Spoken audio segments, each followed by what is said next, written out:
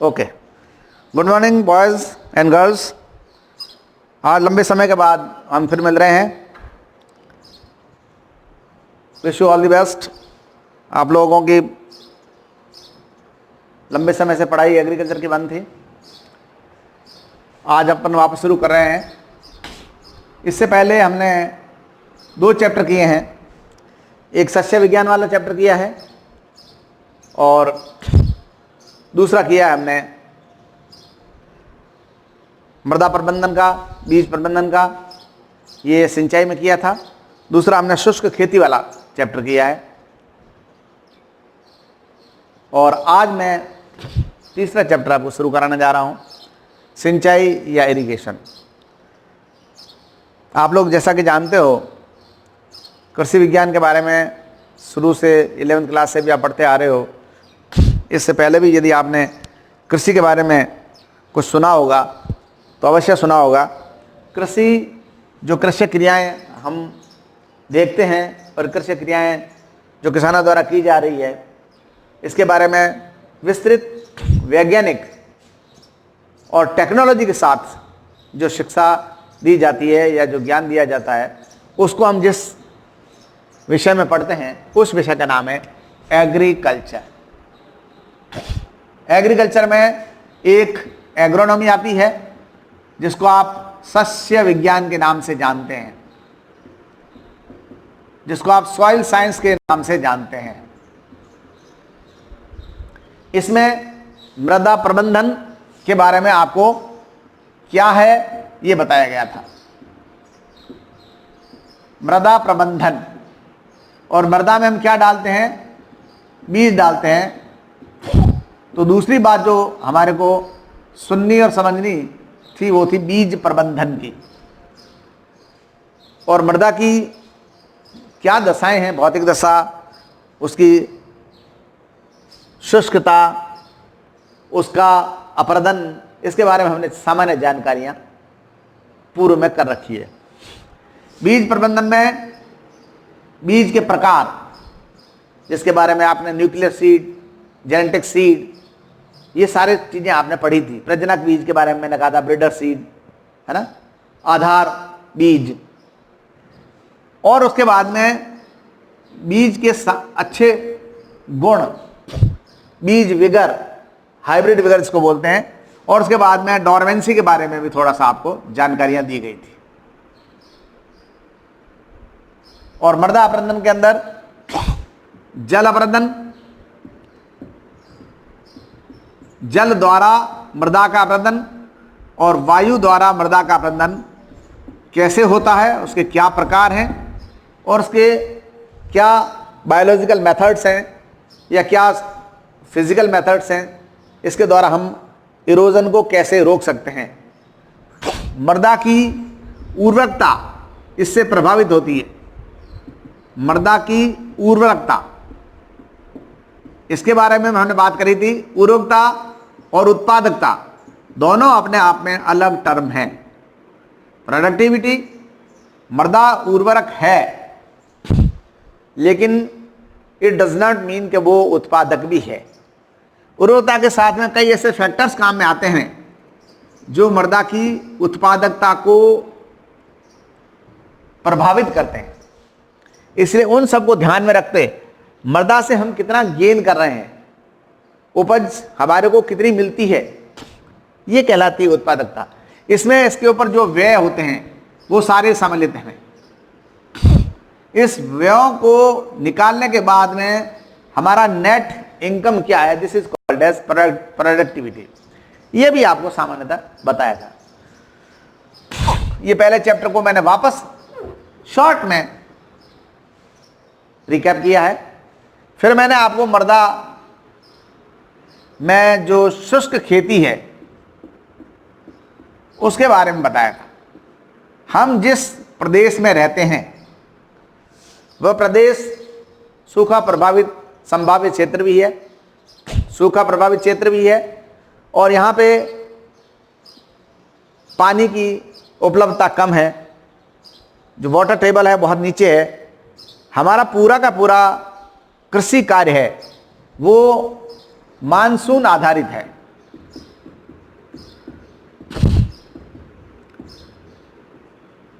ये सारे चैप्टर मैंने आपको करा दिए हैं, लेकिन क्योंकि मैं तीसरे चैप्टर में जाना चाहता हूं, कोई भी ऐसी चीज मैं छोड़ना नहीं चाहता जो तीसरे चैप्टर से रिलेटेड है। तीसरा चैप्टर हमारा है सिंचाई। देखिए हर बात दूसरे चैप्टर से किसी न किसी प्रकार से जुड़ी हुई है। शुष्क खेती यानी कम पानी की उपलब्धता होने पर या पानी को बचाए रखकर की जाने वाली खेती शुष्क खेती कहलाती है। ड्राई फार्मिंग, पानी है, जो हमारे पास पानी की अवेलेबिलिटी है उसी के अंदर हमारे को खेती करनी है, शुष्क खेती। वैसे ही हमारी पूरी की खेती जो है वो मानसून आधारित है। यदि मानसून नहीं है तो किसान देखता रहता है कि कब मानसून आए और कब मैं कृषि करूं, हल जोतूं या ट्रैक्टर चलाऊं, क्या करूं, बीज डालूं। लेकिन जिनके पास सिंचाई के साधन हैं या जिनके पास सिंचाई के स्रोत हैं, वो मानसून का ज़्यादा इंतजार नहीं करते हैं। मानसून तो चाहिए, बारिश तो चाहिए, उसके बिना तो सिंचाई के स्रोत या सिंचाई के साधन भी ज़्यादा कारगर नहीं होंगे, क्योंकि जब तक जल की उपलब्धता नहीं होगी, आज पृथ्वी पर जितना भी जल है वो सारा का सारा जल वर्षा से आया हुआ है। मैंने आपको बताया था, वर्षा से जो जल बहकर नदियों तालाबों में चला जाता है, जो उपलब्ध नहीं रहता है फसलों को, उसको हम बोलते हैं रनवे वाटर। रनवे वाटर, उसको हम बोलते हैं अपवाहित जल। वह जल जो किसी काम में नहीं आता है, मिट्टी को भिगो देता है, सड़कों को भिगा देता है, नाले भर जाते हैं, गड्ढे भर जाते हैं, आखिर बह करके किसी स्थान पर रिजर्वर के रूप में आके इकट्ठा हो जाता है, पोखर बन जाता है, गड्ढा बन जाता है, तालाब बन जाता है, नदी बन जाता है। वो सारा का सारा अपवाहित जल है। उसको हम बाद में सिंचाई के स्रोतों से काम में ले सकते हैं, लेकिन अभी हमारे लिए वो उपलब्ध नहीं है। कृत्रिम रूप से हम इसको काम में ले सकते हैं, प्राकृतिक रूप से यह हमारे लिए काम में नहीं आता है। सेकंड जल है वो है गुरुत्वाकर्षण जल, gravitational force, gravitational force water. यह वह जल है जो पृथ्वी के गुरुत्वाकर्षण बल के कारण वाटर टेबल में नीचे समा जाता है। यह पौधों को उपलब्ध नहीं होता है। यह भी प्राकृतिक रूप से पौधों को मिलता नहीं है। कृत्रिम रूप से हम इसको कुओं से या नलकूपों से या हैंडपंप से इसको निकाल सकते हैं और बाद में सिंचाई के स्रोत के रूप में दे सकते हैं। आसानी से ये पौधों को उपलब्ध नहीं हुआ। रासायनिक जल, केमिकल वाटर, क्या कहते हैं इसको? आप जानते हो मृदा की बनावट के बारे में थोड़ी सी जानकारी क्या, पूरी जानकारी है आपको। 11th तो आपने मृदा पूरी पढ़ी है। तो मृदा का जो टेक्सचर है, मृदा की जो कंपोजिशन है, मृदा की जो कॉन्स्टिट्यूशन है, उस कॉन्स्टिट्यूशन में जो उसके अंदर कुछ केमिकल्स पाए जाते हैं, कुछ रासायनिक पदार्थ पाए जाते हैं, कुछ यौगिक भी पाए जाते हैं। जल जब उनसे मिलता है तो एक जल योजन क्रिया द्वारा कुछ यौगिक और बनाता है या कुछ लवण बनाता है। वो जल जितनी मात्रा में उन पदार्थों के साथ समायोजित हो जाता है, यह सम्मिलित रूप से कहलाता है रासायनिक जल। ये पौधों को उपलब्ध नहीं होता है। यदि हमारे को पौधों को उपलब्ध करवाना है, कृत्रिम रूप से तो होता नहीं है, प्राकृतिक रूप से होता नहीं है, कृत्रिम रूप से यदि हमारे को कराना है तो इसको हम दूसरे उपायों से काम में लेते हैं। आर्द्रता ग्राही जल, ये जल वाष्प, हाइग्रोस्कोपिक वाटर, यह उड़ जाता है, जो जल वाष्प के रूप में उड़ जाता है, वायुमंडल में जाकर स्थिर हो जाता है। ये पौधों को प्राप्त नहीं होता है। वायुमंडल की नमी जरूर बनाए रखता है, आर्द्रता को बनाए रखता है। और आर्द्रता ग्रही पौधे जितने हैं जो दूसरे पौधों पर उगते हैं, उन पौधों को ये प्राप्त हो सकता है क्योंकि उनमें आर्द्रता ग्रही जल को अधिशोषित करने की या अवशोषित करने की क्षमता पाई जाती है।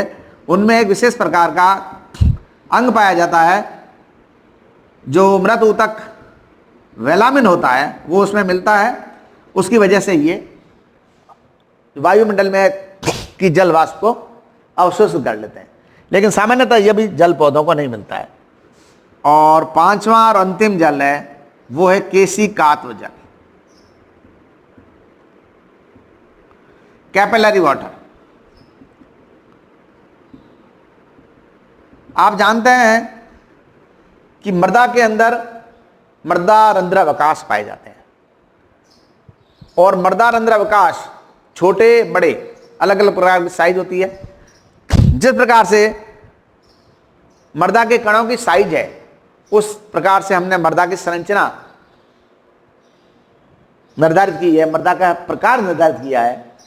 कौन कौन सी मृदा है, सिल्ट मृदा है, लोमी मृदा है, बालू मृदा है, बलुई दोमट मृदा है। इनके अंदर कणों के साइज के आधार पे मृदा का हमने आकार, कणों के आकार जो है उसके बीच में रंध्रावकाश है, उसके आकार के आधार पर मृदा की साइज निर्धारित की है। तो मैं बता रहा हूं केशिकात्व जल ये मृदा के बीच के अंदर जो रंध्रावकाश है उस अवकाशों में भर जाता है और ये मृदा में बना रहता है, इसलिए यह जल पौधों को प्राप्त होता है।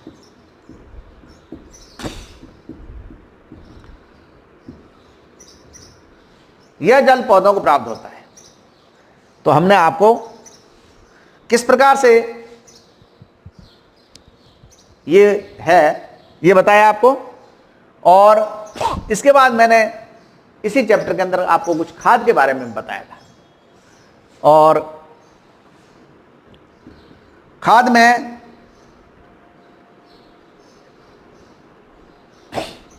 इस पाठ का वास्तविक नाम तो जैविक खेती है, मैं आपको शुष्क खेती बोल रहा हूं। शुष्क खेती का मैंने आप नाम जरूर लिया है, लेकिन ये हमारी चैप्टर जो है उसका नाम है जैविक खेती। तो जैविक खेती के अंदर जैविक उर्वरक और जैविक खाद इसके उपयोग होते हैं, इसलिए हमने आपको बताया था गोबर खाद। पहले हमने दो खाद बताई थी आपको, सांद्रित और स्थूल खाद। फिर हमने इसके टुकड़े किए थे, गोबर खाद ली थी, कंपोस्ट खाद ली थी, है ना, इनकी सब विधियां बताई थी। और उसके बाद में जैव उर्वरक बताए थे, फास्फोरस वाले, नाइट्रोजन वाले, नाइट्रोजन यौगिकीकरण के हमने जीवाणु बताए थे आपको, मिश्रित खाद बताई थी, ये सारी चीजें बताई थी। तो पहला पाठ और दूसरा पाठ मैं आपको बता रहा हूं कि यदि हम मृदा प्रबंधन अच्छी तरह से कर लेते हैं और बीज प्रबंधन अच्छी तरह से कर लेते हैं और हमारे पास जल का प्रबंधन अच्छी तरह से नहीं है, तो हमारे को सिंचाई का प्रबंधन के ऊपर ध्यान केंद्रित करना पड़ेगा। जल प्रबंधन का ही एक भाग है। जल प्रबंधन में जल की आवक और जावक दोनों को आपको देखना है। ये आवक के मैंने स्रोत बताए, मुख्य रूप से स्रोत क्या है, वर्षा जल है। और यदि आवश्यकता से अधिक जल है उसको यदि हम मृदा से नहीं निकालते हैं तो मृदा जलाक्रांत हो जाती है, और जलाक्रांत मृदा भी अपने आप में मृत मृदा है। जलाक्रांत मृदा, जब जल से मृदा सराबोर रहती है तो उसके अंदर जो भी रंध्रावकाश हैं वो समाप्त हो जाते हैं, उनके अंदर भरी हुई गैसें, ऑक्सीजन वगैरह वो सारी निकल जाती है। तो उसके अंदर जो पौधा उगता है उस पौधे को वायु संचार उसका रुक जाता है, और वायु संचार रुक जाता है तो बीज अंकुरित नहीं होता है, अंकुरण नहीं होता है। इसलिए जलाक्रांत मृदा भी हमारे लिए ठीक नहीं है। किसान को आवश्यकता से अधिक मृदा में यदि जल है तो उस जल को जल निकास की विधियों से बाहर करना है या उसको कहीं रोक के रखना है। और यदि जल भौतिक रूप से शुष्क मृदा है, यदि मृदा के अंदर जल है ही नहीं, मृदा भौतिक रूप से शुष्क है,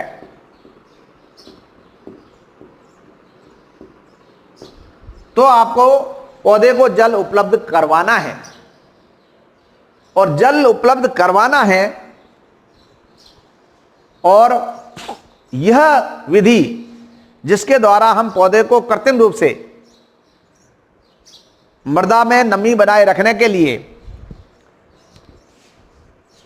जो उपलब्ध जल करवाते हैं, यह क्रिया कहलाती है इरिगेशन या सिंचाई। What is irrigation and what is सिंचाई? क्या है? पौधे की स्वस्थ वृद्धि के लिए यह जरूरी है कि हम नमी को बनाए रखें, और नमी को बनाए रखने के लिए जरूरी है कि हम, यदि मृदा भौतिक रूप से शुष्क है, तो हमारे पास सिंचाई के स्रोत जो हैं, आपने लास्ट ईयर 11वीं की क्लास में पढ़ा था, सिंचाई के स्रोत क्या थे? तालाब था। क्या थे? कुएं थे। क्या थे? बावड़ी। क्या थे? नलकूप, है ना? ये सारे स्रोत यदि आपके पास हैं, यानी आपके पास जल कहीं न कहीं एकत्रित होने के संकेत हैं, आपके पास कुओं में है, तालाबों में है, नहर भी एक साधन और था, और जिसमें 12 मासी नहर थी, और दूसरी नहर थी जो 12 मास नहीं चलती है। यहां पे यदि जल है, हमारे पास जल के स्रोत हैं, हम मानसून आधारित कृषि के अलावा सिंचाई के स्रोत आधारित कृषि पर अपना ध्यान केंद्रित करना चाहते हैं, रखना चाहते हैं, तो हमारे को सिंचाई के साधनों द्वारा, ये भी लास्ट ईयर आपके कोर्स में थे, सिंचाई के साधन रहट, है ना, इसके द्वारा करेंगे। उसके बाद और बहुत सारे साधन थे, ढेकली, चड़स, इन सब साधनों का द्वारा, फवारा, और अलग तरीके हैं फवारे के द्वारा, बूंद बूंद सिंचाई, ये यदि हमारे पास साधन सारे हैं और हमारे पास सिंचाई के स्रोत हैं, तो हम मृदा को शुष्क होने से बचा सकते हैं, मृदा में नमी बनाए रख सकते हैं। तो कृत्रिम रूप से मृदा में नमी को बनाए रखने के लिए सिंचाई के साधनों द्वारा, सिंचाई के स्रोतों से कृत्रिम रूप से जल उपलब्ध करवाने की क्रिया अपनाई जाती है किसानों द्वारा। यह क्रिया कहलाती है सिंचाई या इरिगेशन। और यदि इसको हम समय पे नहीं करेंगे तो हमारे फसल के सूखने की संभावना बनती है, या फसल में जो हमने बीज डाला है वो बीज जमीन में रह जाएगा, वो अंकुरित नहीं होगा। तो आपको समझना यह है कि सिंचाई क्या है, उसके बाद में सिंचाई क्यों की जाती है, सिंचाई के क्या उद्देश्य हैं, क्या जरूरत है। पहले एक ऐसा समय था जब कुओं से पानी भर के घर में लाया जाता था, पिया जाता था, और तालाबों में मवेशियों को पानी पिलाया जाता था, और ऐसे कोई स्रोत नहीं थे, सिंचाई के ऐसे कोई साधन नहीं थे। यदि ये साधन थे कौन से? ट्रेडिशनल हमारे पास जो साधन थे उससे छोटी मोटी एक आधा बीघा या क्यारी वगैरह की हम सिंचाई कर लेते थे, लेकिन बड़े पैमाने पे सिंचाइयां नहीं होती थी। इसलिए आज हम इस बदलते हुए परिप्रेक्ष्य में जब हमारे पास सिंचाई के आधुनिक स्रोत हैं, सिंचाई के आधुनिक साधन हैं, तो हम कृत्रिम रूप से सिंचाई कर सकते हैं और हम अपनी जो निर्भरता है मानसून पर, उससे अपने आप को कुछ हद तक सीमित कर सकते हैं। यदि मानसून समय पे आ जाता है और मृदा में नमी बनी रहती है, तब हम इसको डिले कर सकते हैं। लेकिन यदि ऐसा नहीं है कि मानसून डिले हो गया, तब हमारे पास ये विकल्प है। इन विकल्प के द्वारा हम मृदा की नमी को बनाए रख सकते हैं। आइए दूसरी बात करें। यह था आपका परिभाषा या क्यों, व्हाट इज सिंचाई, परिभाषा। अब इसके उद्देश्य क्या है, क्यों की जाती है सिंचाई, हम क्यों करें, वाई। मैंने बताया मृदा की नमी को बनाए रखने के लिए, मृदा की नमी को बनाए रखने के लिए सिंचाई करना जरूरी है। क्योंकि मृदा यदि नम होगी तो बीज अंकुरण में सहायक होगी, क्योंकि बीज की जो बाह्य झिल्लियां हैं, रुष्क व शुष्क, कड़ी व कठोर है, वो जब गीली हो जाएगी, नम हो जाएगी, तो उसमें पानी प्रवेश करेगा, ऑक्सीजन प्रवेश करेगी और बीज के अंदर पड़ा हुआ भ्रूण है वो सक्रिय होगा और अंकुरित होने लगेगा। इसलिए मृदा को नम बनाए रखना आवश्यक है बीज अंकुरण के लिए। अब जब जड़ें निकलती है या गांठ हल्दी वगैरह में गांठें भी निकलती है, उसके लिए भी जरूरी है कि मृदा में नमी बनी रहे। उसके बाद प्रभु के विकास में भी यह सहायक है। पुष्पन के समय भी, पुष्पन की क्रिया में भी आवश्यक है। कल्ले फूटते हैं, कोपलें फूटती है,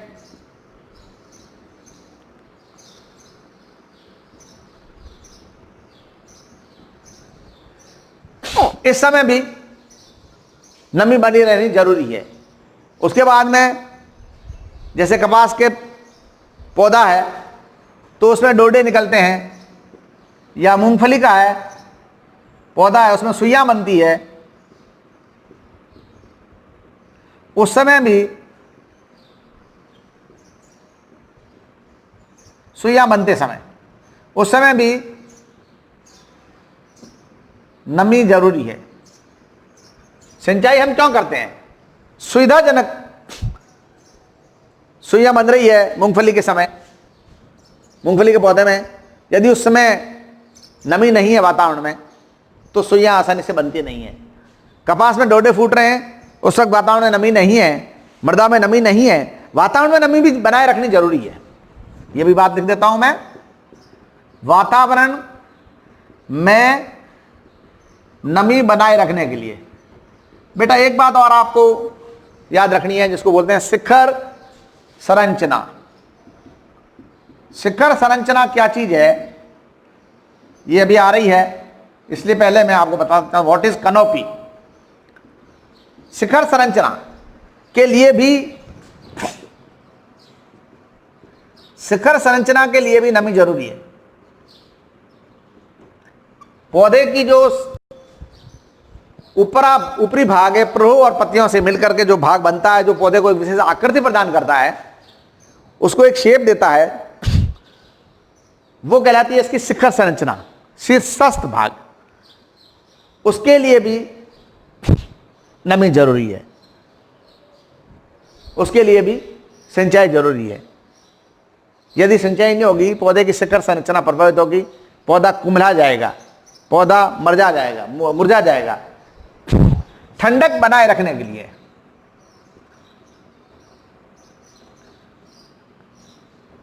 ज्यादा पानी यदि हम देते हैं तो कीट के आक्रमण की संभावना बढ़ती है, लेकिन सामान्य संरचना को बनाए रखने के लिए पर्याप्त मात्रा में या उचित मात्रा में, मुझे कहना चाहिए, पौधे को कृत्रिम रूप से जल उपलब्ध करवाना चाहिए। आपने पीछे के पाठों से एक चीज देखी है कि जो अपवाहित जल गया है, ये नमी बन करके, भाप बन करके वायुमंडल में वापस जाता है, बादल बनते हैं। गुरुत्वाकर्षण जल जमीन में गया है, ये कुओं से या वाटर पंप से आएगा। रासायनिक जल किसी रासायनिक क्रियाओं द्वारा तोड़ा जाएगा। आर्द्रता ग्रही जल, मैंने आपको बताया कि वायुमंडल नमी भी बनाए रखता है और आर्द्रता ग्रही पौधों को भी उपलब्ध होता है। और केशिका तो जल जो है ये पौधों को तो प्राप्त होता ही होता है। और यदि आवश्यकता से अधिक पानी उपलब्ध हो गया है तो उस पानी को बाहर निकालना है। लेकिन किसी भी रूप से मृदा शुष्क है, किसी भी रूप से मृदा में जल की कमी है, तो उस जल की कमी को कृत्रिम साधनों द्वारा उपलब्ध कराने की जो क्रिया है वो कहलाती है सिंचाई या इरिगेशन। जल प्रबंधन कृषि विद्यार्थियों के लिए उतना ही इंपॉर्टेंट है जितना मृदा प्रबंधन, बीज प्रबंधन, खाद प्रबंधन। देखिए, मृदा, बीज, खाद प्रबंधन, जल प्रबंधन,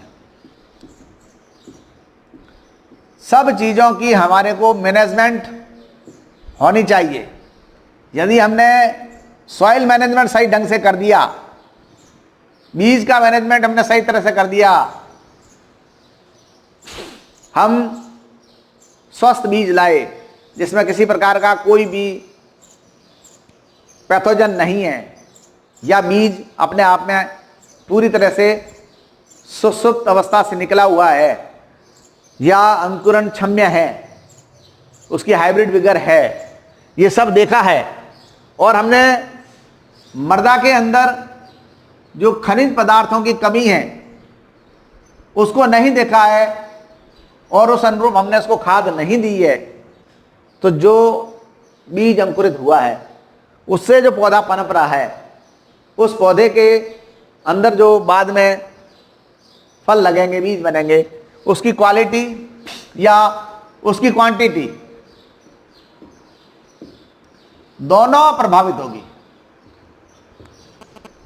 और तीसरी चीज के बाद चौथी चीज जो है जल प्रबंधन। यदि आपने सही समय पर नहीं किया, किन किन अवस्थाओं में आपको पौधे को जल देना है, थर्ड चीज आती है आपके वो किन किन समय में पौधों को जल देना है। पहला है जल सिंचाई क्या है, सिंचाई क्यों की जाती है। अब तीसरी बात है सिंचाई कब की जाती है, सिंचाई की अवस्था है।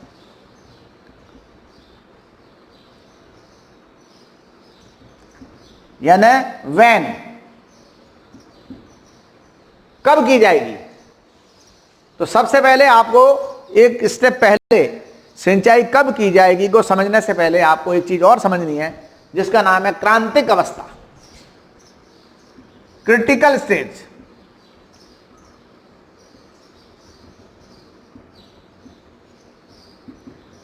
क्रांतिक अवस्था क्या चीज है।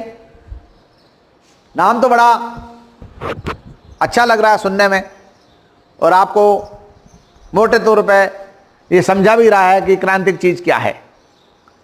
क्रांतिक हम उसे कहेंगे जब हम बहुत ज्यादा आवश्यकता में रहते हैं किसी चीज की। पौधे की वह अवस्था, मृदा की वह अवस्था, मृदा की बात करते हैं वो इसलिए कि उसमें हम पौधा उगाते हैं, उसमें हम बीज बोते हैं। मृदा ही पौधे को आश्रय देती है, मृदा ही पौधे को एनकॉर्नमेंट देती है, स्थिरीकरण देती है। इसलिए पौधे की वह अवस्था जिसमें पौधे को सबसे ज़्यादा पानी की आवश्यकता महसूस होती है। That stage, that critical time when A plant is in bad need of water, बहुत ज़्यादा उसको जरूरत है।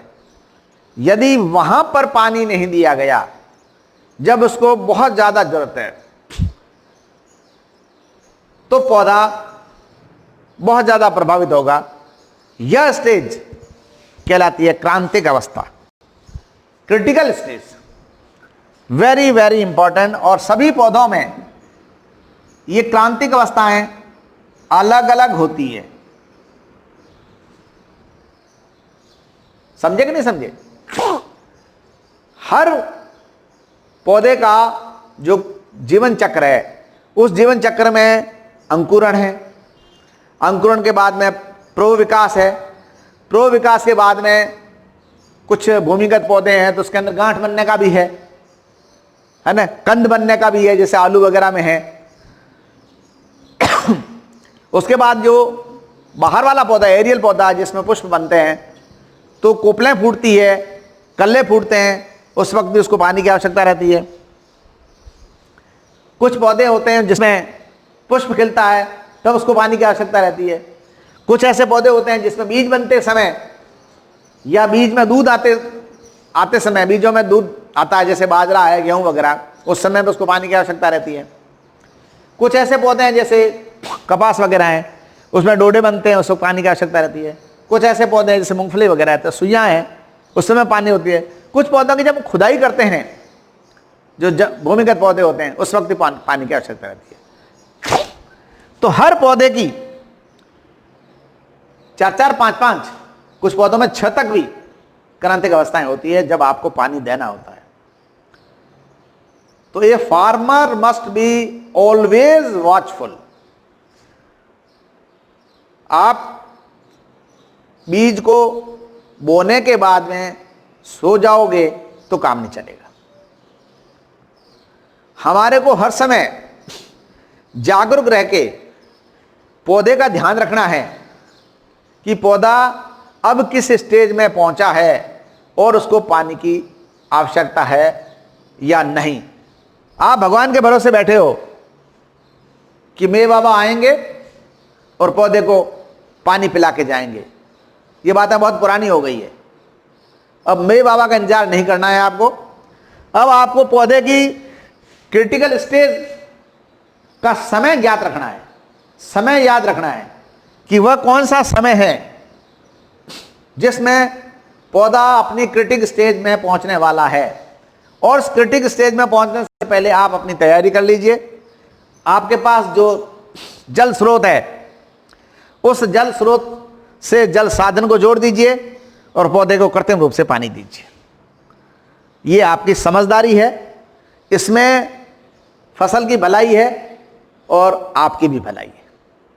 आपकी उत्पादकता बनी रहेगी, पौधे से जो फसल आ रही है, उपज आ रही है, वो बनी रहेगी। ये जो मैंने आपको क्रांतिक अवस्थाएं बताई है,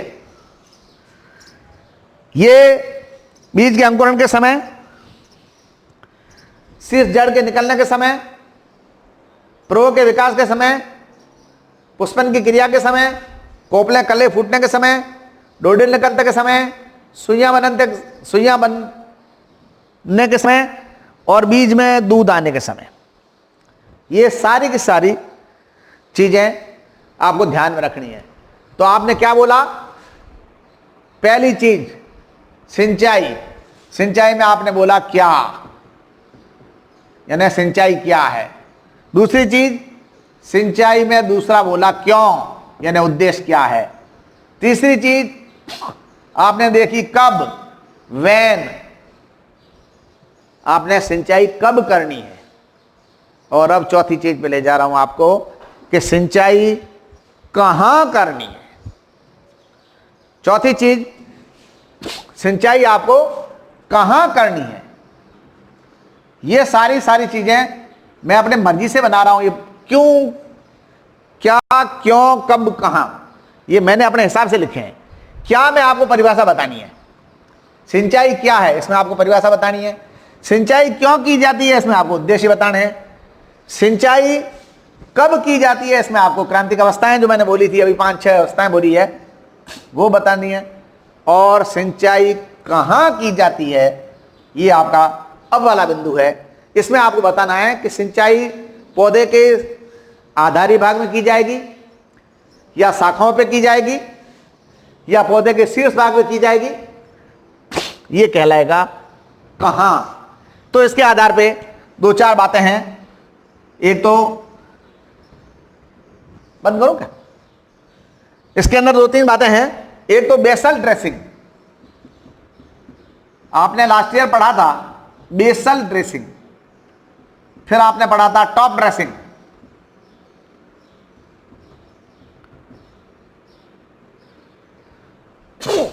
पौधे के यदि आधारीय भाग पे आप सिंचाई करते हैं, पानी उसको छोड़ते हैं किसी भी विधि द्वारा, किसी भी साधन द्वारा पानी को आप छोड़ते हैं पौधे के आधारीय भाग में, जड़ों वाले भाग में, वो कहलाएगा बेसल ड्रेसिंग।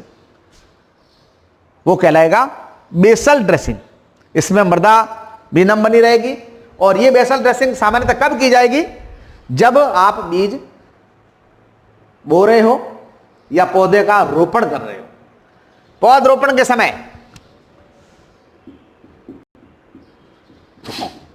और बीज रोपण के समय सामान्यतः जो की जाने वाली सिंचाई है वो है बेसल ड्रेसिंग।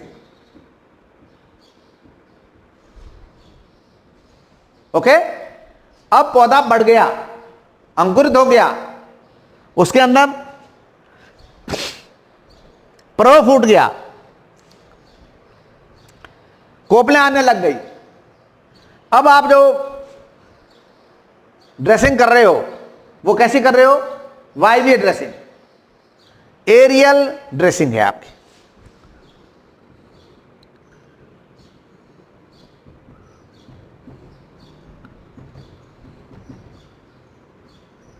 ये सारी चीजें लास्ट ईयर मैंने आपको, पार्ट तो एक दूसरे रिलेटेड ही हैं जो आपने पढ़े हैं। एरिया भागों, वायवीय भागों में की जाने वाली सिंचाई, ये आपकी तीसरी बात। सिंचाई कहां चल रही है, आधारीय भाग में। सिंचाई कहां चल रही है, वायवीय भाग में। ये कहां है बेटा, ये आधारीय भाग में। ये कहां है, ये वायवीय भाग में। और अब आप सिंचाई कहां करोगे, पौधे के शीर्ष भाग पे, टॉप ड्रेसिंग।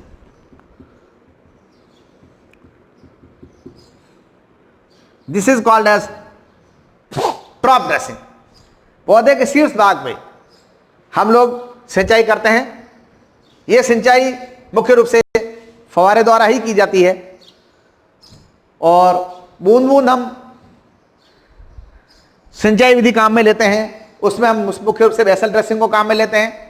एरियल ड्रेसिंग और ट्रॉप ड्रेसिंग में फव्वारा ड्रेसिंग ही मुख्य रूप से साधन है इसका। इस साधनों के बारे में हम बाद में, सिंचाई की विधियां ये अलग से हम देखेंगे। तो अब आपने देखा क्या, क्यों, कब और कहां। बेसल ड्रेसिंग है, ट्रॉप ड्रेसिंग है, एरियल ड्रेसिंग है। ये सारी बातें आपने देखी। आधारीय भाग पे, बाह्य भाग पे, पत्तियों पे और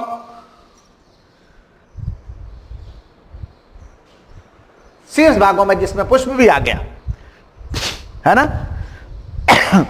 बीज बन रहा है वो भी आ गए, यानी कि मंजरी। टॉप ड्रेसिंग कब होती है, टॉप ड्रेसिंग होती है एक मंजरी बनी तब, मंजरी या पुष्प के समय और दाने बनते समय।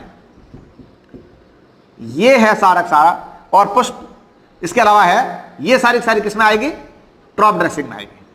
जिस वक्त मंजरी बन रही है, जिस वक्त पुष्प बन रहा है, उसमें जब दाने आ रहे हैं और दानों में जब दूध भरा जा रहा है, दाने जो है उसमें दूध आता है, उस वक्त जो ड्रेसिंग की जाती है या सिंचाई की जाती है वो कहलाती है टॉप ड्रेसिंग।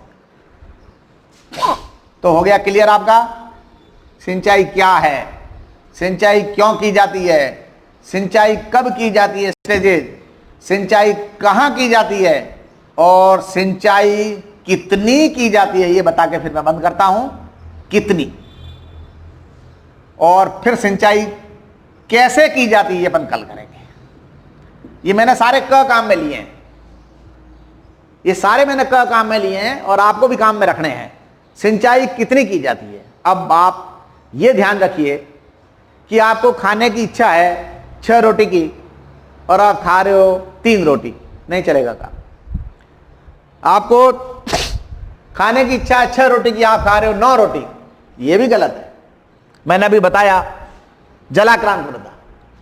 जब सिंचाई की जितनी आवश्यकता है उसकी एक मात्रा का निर्धारण होता है। बेटा हर चीज जो है मैनेजमेंट के बिना चलती नहीं है। अब आप सोच रहे हो कि पारंपरिक हमारी कृषि की जो तरीका है उससे हम खेती करते रहें, वो जमाने लद गए। अब हम किस युग में रह रहे हैं? जैव प्रौद्योगिकी के युग में रह रहे हैं। अब हम वैज्ञानिक कृषि कर रहे हैं, अब हम जैविक कृषि कर रहे हैं, अब हम शुष्क कृषि कर रहे हैं, हम जैव उर्वरकों को काम में ले रहे हैं। ये सब चीजें यदि हम काम में ले रहे हैं तो हमारे जो पारंपरिक सिद्धांत हैं उनसे भी हटना पड़ेगा।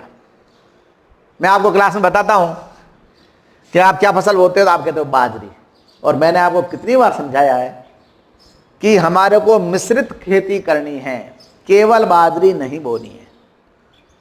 हमारे पास बहुत है उपलब्धता, हमारे फार्म यहां बहुत बड़े हैं, हमारे पास लैंड होल्डिंग बहुत है। If we are having very much good land holding, तब हमारे को अलग अलग प्रकार की खेती करनी चाहिए, अलग अलग प्रकार की। थोड़े से भाग में फलों की खेती कर देनी चाहिए, थोड़े से भाग में फलीदार पौधों की खेती कर देनी चाहिए, थोड़े से भाग में फलीदार पौधों की खेती कर देनी चाहिए, कुछ भाग में सब्जी वाले पौधों की कर लेनी चाहिए, कुछ भाग में खाद्यान्न पौधों की करनी चाहिए। तो मिश्रित कृषि करते हैं। तो ये सारी बातें करने के दौरान हमारे को ये देखना है कि हमारे को किस प्रकार की फसल में कितनी जल की मात्रा देनी है। यदि ये आपको कैलकुलेट किया हुआ है आपके पास कि हमें इतना देना है, चलो आपको ये ध्यान में नहीं है बेटा, तो आपको ये ध्यान रखना है कि कितने घंटे करनी है, फवारा कितने समय तक चलाना है, फवारा कितने समय तक चलाना है, कितने घंटे तक आपको ये जल देना है। ये तो मैं गांव में किसानों से मिलकर के पूछा है, तो वो कहते हैं साहब इतने समय तक हम इसको चलाएंगे। तो उसको ही बोलते हैं कि कितनी हमारे को खेती की जाए। क्यों? एक बार आपको आइडिया हो जाएगा कि 1 घंटे में हमें इतना पौधे को पानी मिलता है, उस आधार पे हम इसका निर्धारण करते हैं। तो ये 4-5 बातें हो गई। मैं आपको रिकैप करता हूं वापस। मैंने आपको आज जो है वो थोड़ी सी जानकारी सस्य विज्ञान की भी दी शुरू में, क्योंकि बहुत दिनों के बाद अपन मिले थे। तो मैंने वापस आपको बताया कि सस्य विज्ञान क्या है, एग्रोनॉमी क्या है। उसमें मैंने आपको मृदा का प्रबंधन वापस बताया, थोड़ा सा वो पाठ पूरा तो नहीं बताया। मैंने आपको मृदा का प्रबंधन आपको बताया। फिर हम किस प्रकार से बीज को बोते हैं, बीज का प्रबंधन भी बताया। फिर बीज की डोरमेंसी के बाद में थोड़ी बात बताई। फिर थोड़ी सी बात मैंने खाद की भी करी, और उसके बाद में सीधा आ गया जल के ऊपर। और जल से जुड़ा हुआ ये पाठ है जिसको हम सिंचाई बोलते हैं। तो उसमें मैंने सिंचाई का, जल प्रबंधन का बताया आपको, किस प्रकार से हम जल की आवक और जल की जावक, इन दोनों को नियंत्रित करते हैं। ये सारी बातें मैंने बताई है, इसको आप देख लेना। और कोई प्रॉब्लम हो तो अपन कल और बात करते हैं। That's all about today. Have a nice day.